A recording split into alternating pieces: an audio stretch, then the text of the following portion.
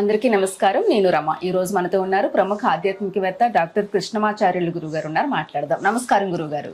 అనేక శుభ పరంపరలు వర్ధిల్లుగాక. రాఘవేంద్రుడి అనుగ్రహం, సాయినాథుడి అనుగ్రహం, యాదాద్రి లక్ష్మీ నరసింహ అనుగ్రహంతో మన వైభవం ప్రపంచానికి వర్ధిల్లేటట్టు అందించుదురుగాక.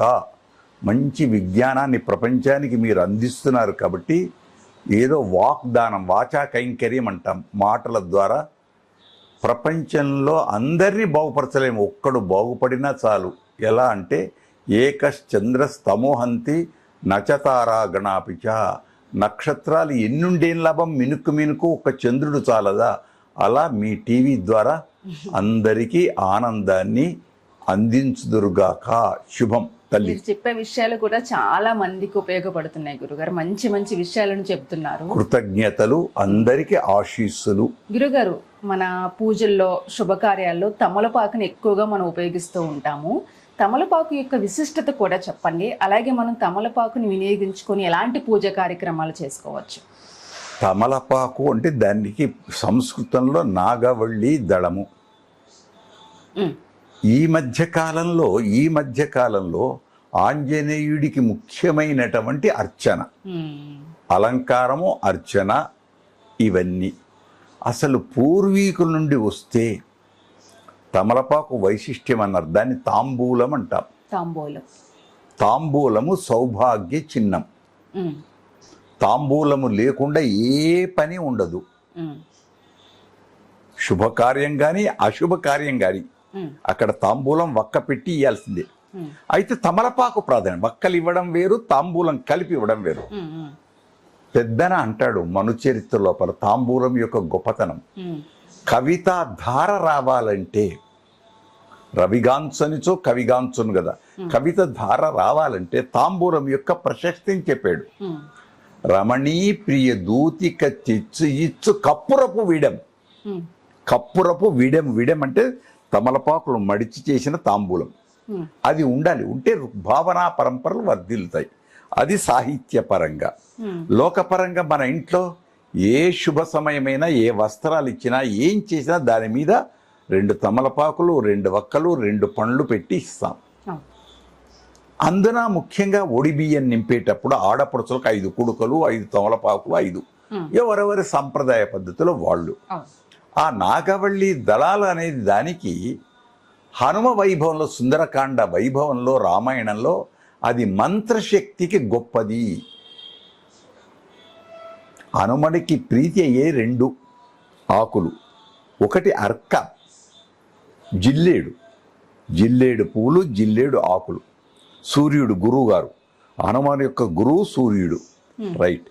మరి తాంబూలాల ప్రసక్తి ఎక్కడొచ్చింది? తమలపాకుల ప్రసక్తి మనకు ప్రత్యక్షంగా ఎక్కడ కనపడదు. ఆచరణలో ఉంది తప్ప తాంబూలం సమర్పయామి అని మంత్రాలలో, షోడశోపచారాల్లో తాంబూలం ఒకటి. భద్రగిరి రామభద్రుడి దగ్గరికి వచ్చే వరకు కళ్యాణం తర్వాత తాంబూలాలతో ఆడతారు.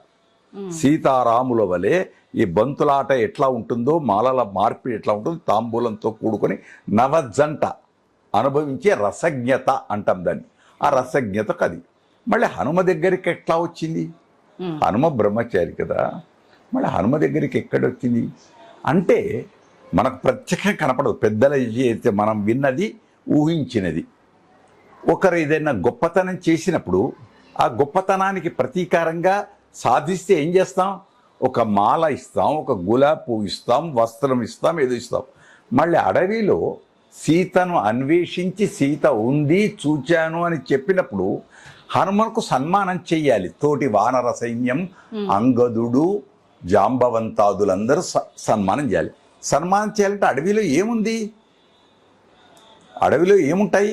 ఆకులు, అలములు, ఆ వృక్షాలకు ఉండే ఫలములు అవి. కాబట్టి ఆ ఆకుల నుంచి వచ్చే తీగల వల్ల ఉండేది తమలపాకు. కాబట్టి దాన్నే మాలగా వేసేసారు. అది ఇప్పుడు మనం ఏం చేస్తున్నాం? తప్పకుండా 1,00,000 పుష్పార్చన కానీ, 1,00,000 తమలపాకుల అర్చన ఎక్కడ కానీ, ఏ ఆంజనేయ స్వామి దేవాలయానికి వెళ్ళినా అదే తాంబూలం. అదొక్కటే కాదు, వడమాల. హనుమకు వడమాల కూడా వేస్తారు. ఎందుకు వేయాలి? అది పెద్ద చర్చ మళ్ళీ దాంట్లో. వడ వంటకం, తైలంతో కూడుకున్న వంటకం, అది ప్రసాదంగా. ఈ తాంబూలం ఇది. అయితే ఇది దీనికి తగింది మంత్రశాస్త్రంలో చాలా గొప్పది. ఆ మంత్రశాస్త్రంలో గొప్పది కాబట్టి ఉత్త తమలపాకులు వాడకుండా దాని మీద శ్రీరామ అని తమలపాకు మీద రాస్తారు. అప్పుడు ఆ తమలపాకు ఏమైంది? ఒక యంత్రం అవుతుంది.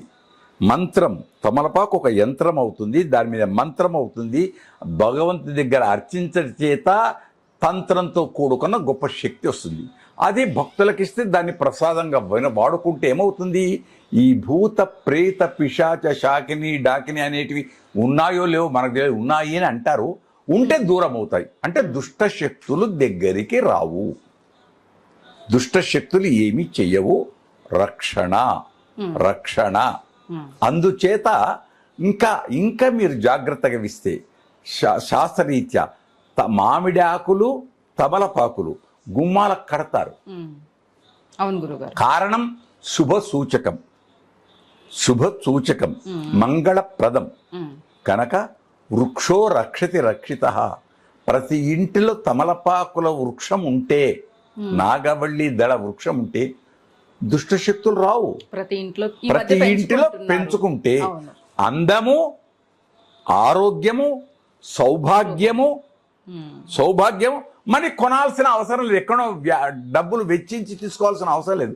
ఎన్నైనా దానం చేయొచ్చు. దాన గుణం చాలా గొప్పది, దాన గుణము చాలా గొప్పది. కాబట్టి అడిగిన వాళ్ళకి ఇవ్వచ్చు. కొందరు ఇవ్వరు, వాళ్ళ దురదృష్టం వాళ్ళది. ఇస్తే ఫలితం వస్తుంది.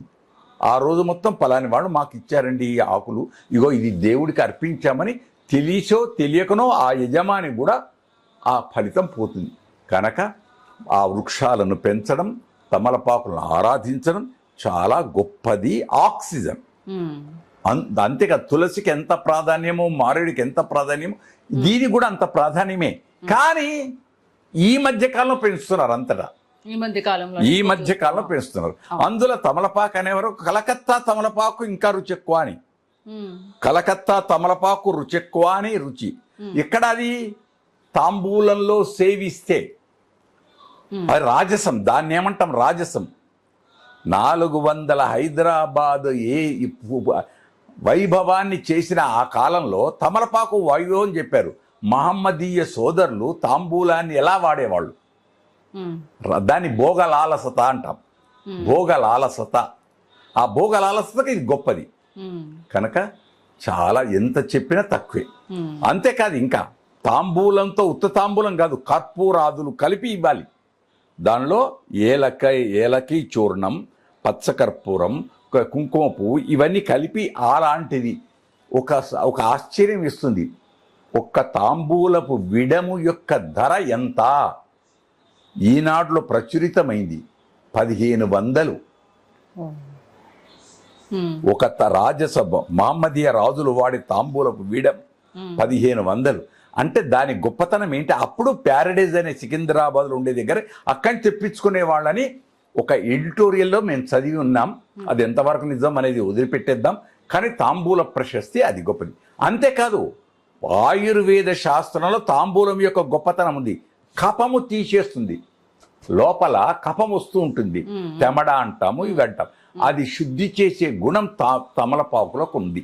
అంటే ఆరోగ్యరీత్యా ఉంది, మంత్రశాస్త్రరీత్యా ఉంది, ఆనందంగా ఉంది, ప్రపంచానికి సౌభాగ్యాన్ని అందించడానికి ఉంది, అందానికి ఉంది. గుమ్మానికి తమలపాకులు వచ్చేస్తే ఆనందం అన్నిటికీ.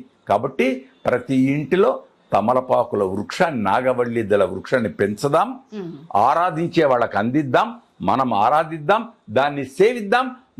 తమలపాకుల యొక్క రసం ఉందే లోపల శరీరంలో శుద్ధి చేసే ఆరోగ్య వస్తువు. ఆయుర్వేద శాస్త్రంలో అన్ని విధాలుగా ఉపయోగిస్తుంది. ఏ విధంగా ఉపయోగించింది ఒకటి మనిషి. కలునకు నిలువెల్ల విషము గదరా సుమతి. మనిషి నువ్వు ఏది లేకుండా కలుడివై ఉంటే పాముకేమో తల మీద ఉంటుంది విషం, దీనికి కొరకు ఉంటుంది, పాకుతుంది చూడండి, తేలుకు కొండిలో ఉంటుంది. కానీ వీడికి నిలువెల్ల విషం. మనిషి ఒకవేళ కొరికాడనుకో విషం. కానీ మనిషి యొక్క లాభం, ఏ లాభం? అవయవ దానం చేస్తే తాను ఇక నేను ఉండను అనుకునే సందర్భంలో అవయవ దానాలే చేస్తే తన కళ్ళు ఇంకోళ్ళ కళ్ళు చూసుకుంటారు వాళ్ళ కుటుంబ సభ్యులు. ఓ మా నాన్నగారి యొక్క కళ్ళు, మా అమ్మగారి యొక్క నేత్రదానం జరిగింది. అవి ఇంకా ఇంకా ఇంకా ఇంకా అవయవ దానాలు చేస్తే ఇతరుల యందు చూచి ఆనందిస్తాం. ఇది సహజం. కానీ తమలపాకుల చేత ఉండేది గొప్పతనం. దేవాలయం, ఇల్లు దేవాలయం, మనస్సుకు ఆరోగ్యం, శాంతి. అన్నిటికంటే గొప్పది నిద్ర. సుఖ నిద్ర వస్తుంది తమలపాకులతో. సుఖ నిద్ర, దాంపత్య జీవనం, వైభవమైన దాంపత్య జీవనం. అది మళ్ళీ అతి కాకూడదు. ఏదైనా అతి సర్వత్ర వర్జేత్. ఎంతనో అంతనే. కనుక వెనకట ఎవరైనా అతిథులు వస్తే తాంబూలపు పెట్టే అంటారు. దాంట్లో తమలపాకులతో కూడుకునే, వక్కలతో కూడుకునే పెట్టే ముందు ఉంచేవాళ్ళు. ఇలా మాట్లాడుతుంటే అక్కడ ఒక పెట్టే పెట్టి వాళ్ళు ఆ సేవనం చేస్తూ ముచ్చట్లు పెట్టేవాళ్ళు. ఈ మధ్య కాలంలో అన్ని కొన్ని తగ్గుతున్నాయి సంస్కారాలు. కాబట్టి మీరు మంచి ప్రశ్న వేశారు. పాత రోజులు గుర్తు చేస్తూ ఆ వెనకటి నుంచి వచ్చే ఆనందాన్ని పంచటానికి తమలపాకు గొప్పది గొప్పది గొప్పది సౌభాగ్యం. చాలా అద్భుతంగా చెప్పారు. ధన్యవాదాలు గురుగారు. మీ నుంచి ఎన్నో మంచి మంచి విషయాలను మన వాళ్ళందరూ తెలుసుకుంటున్నారు. వాళ్ళందరూ కూడా మంచి మంచి కామెంట్స్ పెడుతున్నారు మన ఛానల్లో. మీ బ్లెస్సింగ్స్ మన వాళ్ళందరికీ ఒకసారి.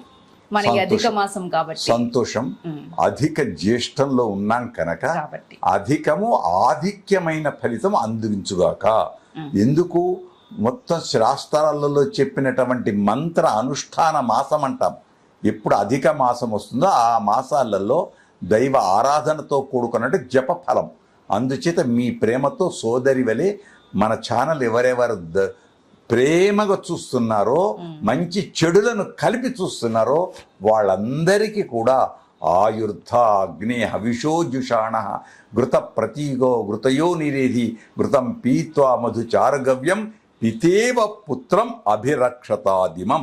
తల్లి తండ్రి బిడ్డల్ని ఏ విధంగా ప్రేమగా దీవిస్తాడో మా నుండి, మా ఛానల్ నుండి మీ అందరికీ అపూర్వమైన దీవెనలు అందిస్తున్నాం.